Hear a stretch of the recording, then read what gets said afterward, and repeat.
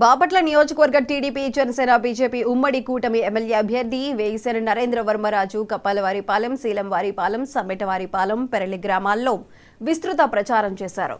వెళ్లిన ప్రతి చోట ప్రజలు వేగిసేన నరేంద్ర వర్మరాజుకి భ్రమరథం పట్టారు. మహిళలు హారతులిస్తూ విజయ తిలకాలను దిద్దుతూ వెళ్లిన ప్రతి చోట ఆయనకు ఘన స్వాగతం పలికారు. సూపర్ 6 పథకాల ద్వారా మహిళా సాధికారతే ధ్యేయంగా మహాశక్తి పేరిట తమ ప్రభుత్వం మహిళాభివృద్ధికి చేపట్టబోయే కార్యాచరణ గురించి వివరించారు. స్థానిక సమస్యలపై ఆయన మాట్లాడుతూ తాగునీరు, సాగునీరు, వీధి లైట్లు, పంట కాలువల నిర్వహణ, మురుగు కాలువల ప్రక్షాళన మొదలగు సమస్యల పరిష్కారానికి శక్తి వంచన లేకుండా పనిచేస్తానన్నారు. నిరుద్యోగ యువతకు ఉద్యోగ ఉపాధి కల్పన విషయంలో ప్రత్యేక దృష్టి సారిస్తానన్నారు.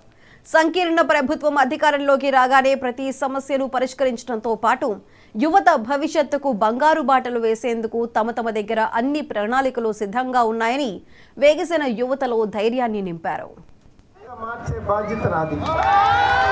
ప్రతి ఇంటికి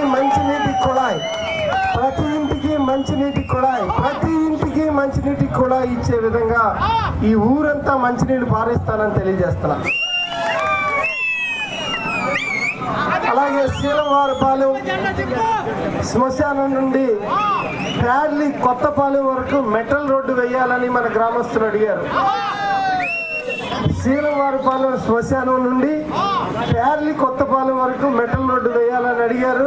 అది చాలా చిన్న పని, అది చేసేద్దాం.